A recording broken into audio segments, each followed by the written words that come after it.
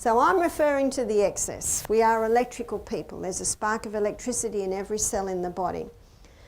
Now, we had a guy come and do our program, and let me show you what was happening to him. We could not have any Wi-Fi in the room when he was there. We had to take away our hands-free phones and put the plug-in phones. So how come he could not be in and there, and yet everyone else could? Let me show you his story. This is his body, or illustration. Let me show you the things that happened with this man. He had a root canal filling that went bad, and it got infected, and it was hurting. And you know, whenever we've got a pain, the body's knocking. What's it saying? Can you please do something? So he came in with the painkillers. And what's happening to the knock now? Can't hear it, but can you see it's still knocking? You just can't hear it. And you know what starts? Then the body gets the sledgehammer out. Bang! The next tooth got infected, and then his whole side of his head swelled up. You know, he had the sledgehammer. The poisons that were giving off from that root canal filling were poisoning him. And eventually, when it got so bad, he went to the doctor. He went to the dentist and had the root canal out. But also, while the meantime, he's taking painkillers, which are some more poisons going in. And then at the same time, his car was locked up in the shed for a while with the windows open, and there'd been a lot of rain. And he opened the door, and it was all mouldy. So he got, okay, here's another poison, the mould. And then he got bleach. Do you know, you put bleach on mould, you create one of the most toxic combinations on the planet. Okay, more poisons. We're almost up to the top. And then they put a smart meter in his house. Okay, right up the top. And now he only has to go in, you know, near Wi-Fi, and one more drop of poison in, what's he got? Overload. That's an illustration of chemical sensitivity. But can you see all the environmental poisons that built up in him? That's why he had overload. Oh, I didn't put another one in there, let's put it in here. He smoked. And it was a lot easier to blame the smart meter than the cigarette in his mouth. Now, neither are good. I said, mate, the best thing you can do is stop smoking and start detoxing the body. And little by little, as he detoxes the body and gets it right, he can bring that level down. Can you see that? So be very careful of your exposure to electromagnetic field. Be very careful of the room you're sleeping in. If possible, charge your phones, your iPads in the next room or even the far corner. Now let's say this is a hands-free phone there. Now if I've got it on my ear half the day, I'm in trouble. But you know, I only have to go a metre away. Have you heard of speakerphone? I'm a bit of a slow learner, I've just discovered it.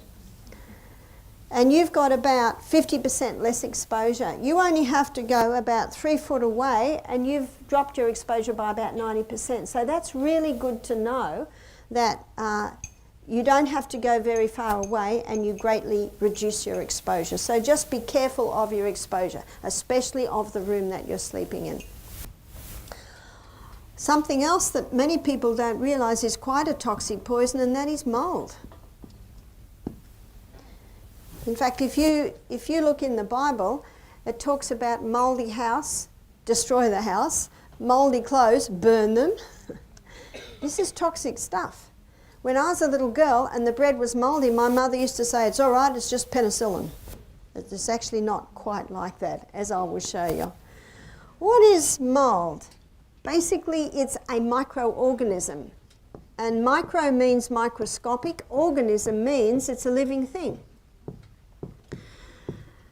And microorganisms, and I'm not just referring to mould, I'm referring to the whole range of them, they're everywhere. They're in the air we breathe, they're on our skin, they're in our eyes, nose, ears, mouth. In fact, there are 10 times more microorganisms in the human body than cells, and there are 10 times more in the gastrointestinal tract than anywhere else in the body. And these microorganisms play an integral role in the living, running of human body, of life on planet Earth. But whenever cell damage happens, these microorganisms have the ability to change role. The most amazing thing I think about the human body is its ability to adapt and adjust. Have you noticed? I'm adapting and adjusting to your cool weather.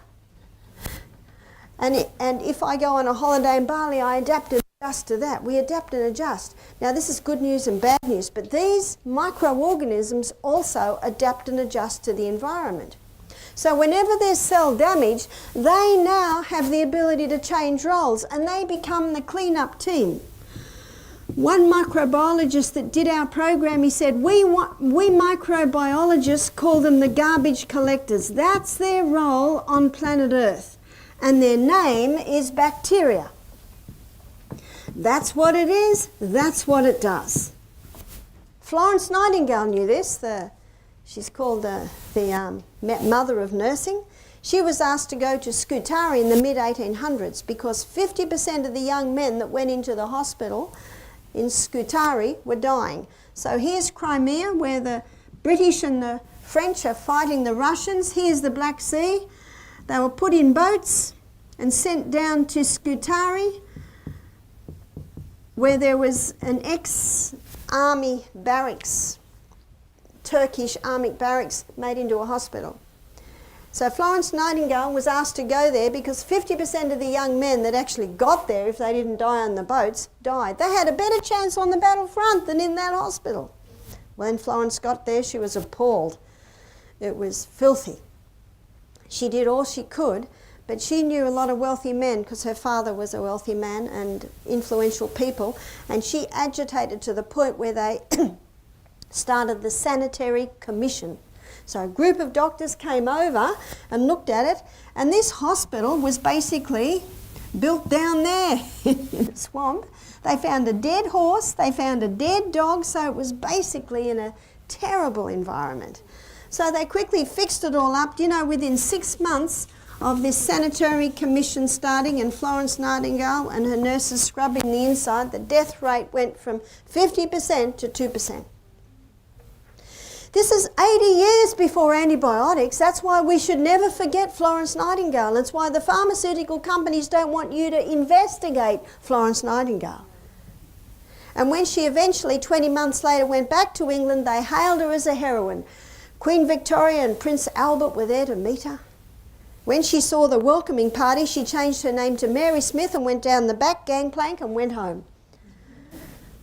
They said to her later, "Why did you do that?" She said, "I am not a heroine. All I did was increase hygiene," got that? "Sanitation and nutrition." She turned the tap off, and if you don't turn the tap off, they're going to still be mopping up. She made it impossible for these guys to live. They had nothing to eat. Can you see that? That's why this ever should be on our lips. And when she read of Louis Pasteur's theory that germs cause disease, she said, "This is the theory of a man of a very unstable mind." And anyone who believes it is equally unstable. She said, germs don't cause disease, they're the result. They're the result of unhealthful conditions. Let me take you through the carbon cycle. As the environment change. They now become the exterminators. What are the exterminators? Their name is yeast and fungus. That's the next stage. We see it on the rainforest floor. A lot of debris drops on the rainforest floor. What's going to break it down? As the environment changes, so they change. They now become the mould, and of course their name is the undertakers. That's what undertakers do. They take away dead things. And it's not long after the mould stage that the matter is now brought back to dust. What does the preacher say at the funeral? Ashes to ashes, dust to dust. What's he referring to? He's referring to what's about to happen in that coffin. The matter is going to be brought back to dust. A basic law of science states nothing's created and nothing's destroyed. It just changes form. So what I have drawn for you here is the cycle of life, or sometimes called the carbon cycle. And if it wasn't for the carbon cycle, the cycle of life, there would be so much rubbish on the planet we wouldn't be able to walk on the planet. The cycle of life in the intricate web of life. Cell damage is an inevitable part of the journey. Every living organism experiences wear and tear over time. as cells face the harsh realities of environmental stress, aging, and disease. This damage accumulates, leading to aging and vulnerability, ultimately marking the end of a life cycle. But life is never truly gone. Nature's garbage collectors, the bacteria and microorganisms, step in to break down what was once living. They decompose organic matter, transforming it into vital nutrients, ensuring that nothing goes to waste. This process is a fundamental part of the ecosystem, recycling the building blocks of life back into the earth. A crucial part of this cycle is the carbon cycle. Carbon atoms flow endlessly through the environment, from the atmosphere to plants, animals, and back again. Through photosynthesis, plants absorb carbon dioxide, and animals release it. When organisms die, decomposers return carbon to the soil and air, completing this vital cycle that keeps our planet in balance. Yet, life is always in flux. The exterminators of the natural world, predators, diseases, and natural forces help regulate populations and maintain ecological harmony. These forces ensure that no one species dominates, preventing imbalance and fostering diversity in life. Finally, the undertakers of the cycle, decomposers and scavengers, ensure that nothing is wasted. As they break down the remains of the deceased, nutrients are returned to the soil, nurturing new life. In nature, this is the final act in the cycle of life, while human undertakers honor this process in our societies, marking the transition from life to death. And so, the cycle continues: life, death, and renewal, an endless dance that sustains the delicate balance of our world. Let me give you another illustration. Mother hen is sitting on 10 eggs. I come along, I pick up an egg and I shake it violently and I put it back under mother hen. I come back 2 weeks later and I hear chirp, chirp, chirp. Little chickens are breaking out of their eggs. Where's the egg that I shook? You know, chooks don't have very big brains, but there was a bad smell coming out of that egg. So mother hen, have you seen what they do? They boot it out of the nest, because that mother knows that those bad fumes could poison her chickens. What did I do when I shook egg? I caused massive cell damage, and the microorganisms that would have been contributing to the building up of little chicken now have to take their suit of clothes off, so to speak, put their rubber gloves and apron on, and become the cleanup team. As the environment changes, the exterminators. As the environment changes, the undertakers, until eventually that egg is now dust. These are the performers in the cycle of life. These are the players in the cycle of life. And if they're around, we have to put the detective hat on and find out, why are they there? This will make it easy. We'll have a Y on each board. Do you know Rudyard Kipling? He knew the importance of that, and he wrote a whole poem on it. I'll give you the first stanza. I have 6 trusty serving men. They taught me all I know. Their names are what, why, when, where, how, and who. Have you got your 6 trusty serving men? And Sir Isaac Newton's third law of motion states that to every action there is an equal and an opposite reaction. There is always a reason. And Proverbs 26 verse 2 states that the curse causeless shall not come. In other words, no problem happens without a cause. To blame these guys is actually doesn't work. It makes no sense. They're only doing their job. That's why Florence Nightingale said this is not true. About a year ago, I read an article in a Time magazine, and there are some cases of drug-resistant TB in an African village. So I read the article, and the health worker is going into one of the little villages to meet with one of the men that has drug-resistant TB. So the journalist follows her up the path. Oh, there are goats pulling out rubbish on the path. Note. Gets up closer. Oh, there's a tin, red and black and white shed there. Ah, Coca-Cola in an African village. Selling Coca-Cola and sugar biscuits. Note. She comes up a little bit closer. She's come to the hut. She pulls the dirty rag aside. That's the door. The stench nearly knocks her over. She steps into the hut. On the dirt floor is the man suffering from drug-resistant TB. I thought, does anyone else see this? Huh? What would Florence Nightingale do? The health worker just steps over the rubbish, goes past the hut. If the money spent on those drugs was spent on education, educating, why is it there? That's what we should be investigating. Why is it there? But notice with the gene theory, it's easy to say it's not me, it's in my genes. And with the germ theory, it's very easy to say, oh, it's not me, it's the germ. Let me give you an illustration. Two brothers. One's called Healthy Harry, and the other one's called Sick Steve. Healthy Harry is a surfer, drinks a lot of water, eats natural food, exercises a lot, is a landscape garden, always outside, and his brother, Sick Steve, smokes, drinks, works in an office, doesn't exercise. Cousin Colin visits and he's got a bad cough. Sorry, mate. Do you like it when they cough all over you and say sorry? Have you ever seen what comes out with a cough? Sputum laden with little microbes who are busy trying to clean this chest up.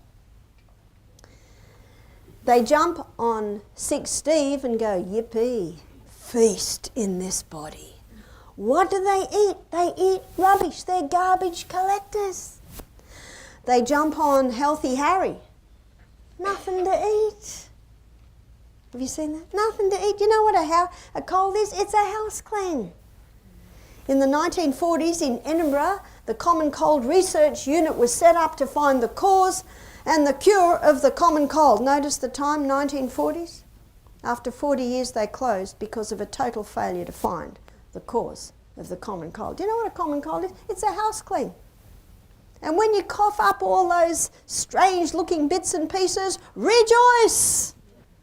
Where were they before you coughed them up?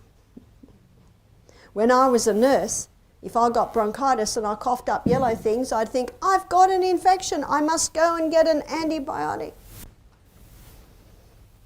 What does antibiotic mean? Anti means against, yeah? Biotic means life.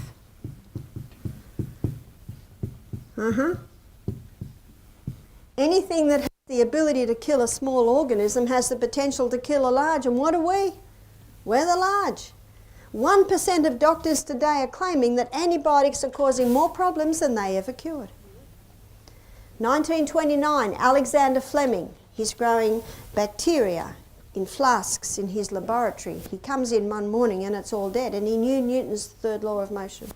Why did my bacteria die? He investigates. Nothing in the laboratory. He looks out the window and there's a sun ray coming with a lot of dust on it. And he looked up, and in the next story, in an open window was a plate of fruit with a mouldy orange on it. Do you remember from school days? The mouldy orange is giving off a dust. In that dust is its spore, but in that dust is a highly toxic gas designed to kill off anything that would compete with the mould's food source. It's almost as if the orange says, the mould says, this is my orange, no one else is going to get it. And that toxic gas that it gives off settles on other bacteria, yeast and fungus, and kills it. Alexander Fleming called the mould penicillium. And he called the mould waste penicillic acid. Now that penicillic acid is the penicillin that we know today. And penicillin has saved the lives of millions, granted. But we've got a problem today. And there's a big thrust to get doctors to stop prescribing so many antibiotics. Have you noticed? Because when someone has a sore finger, antibiotic, a bit of antibiotic. My son went with a sore elbow, antibiotic. James was 35 at the time. He stood up, he looked at the doctor and said, I've never taken an antibiotic in my life and I'm not about to start, and he walked out. Do you think that doctor's ever heard that? Mm-hmm. And then he rang up Mum.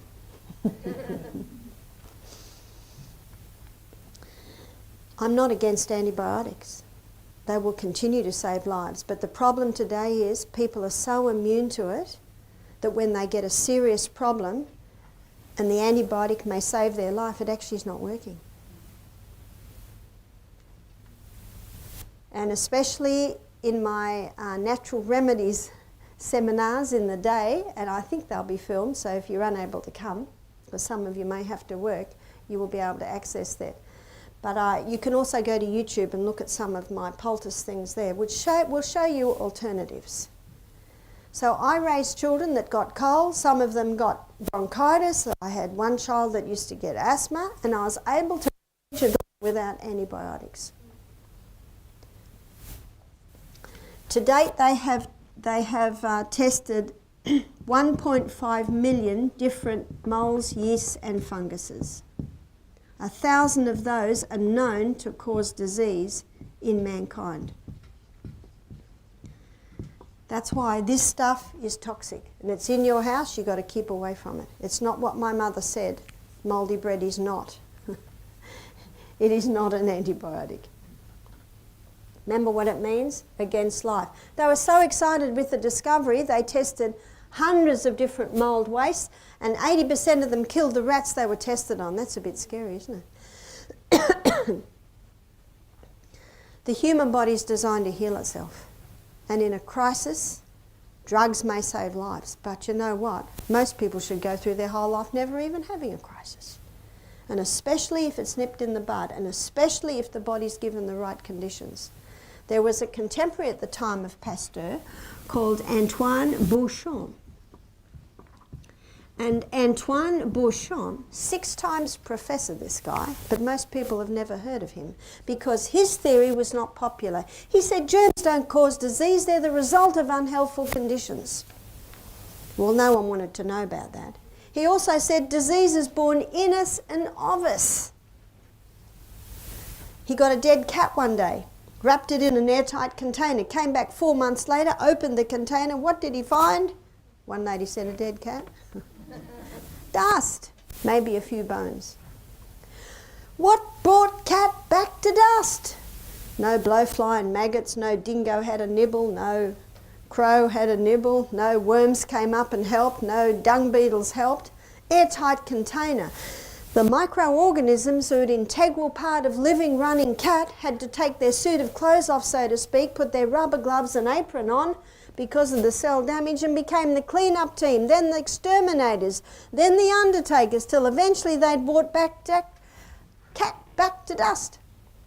With great excitement, Antoine Bouchon put this dust under the microscope. It was alive with microorganisms. A basic law of science states nothing's created and nothing's destroyed. It just changes form. Isn't that why we have compost bins? Isn't that why we dig our compost into the ground? Because what we're putting into the ground is microorganisms. Now they play another role. Here's my plant in the garden. Here's the ground. Here are the roots underneath. I put compost into the ground and I'm putting microorganisms that were the carrot that died, that were the weeds that I pulled out and died. Now they play another role. They are responsible for the final breakdown of the minerals, heavy metals, no, not breakfast, breakdown, heavy metals and minerals in the soil. Those microorganisms are responsible for the absorption of those minerals into the plant. Those microorganisms are responsible for protecting the plant against harmful pathogens. Those microorganisms are responsible for nourishing the plant. Now the plant knows that it needs these microbes. So 50% of the fuel that it makes from photosynthesis, it sends back down to the roots to feed the plants. Beautiful illustration of taking only to give. Do you know the law of life is taking only to give again? And the law of service is written on every plant in nature. The plant lives to give. We could learn from that. That's why organically grown fruits and vegetables have a far higher mineral content, because of the microbes in the soil.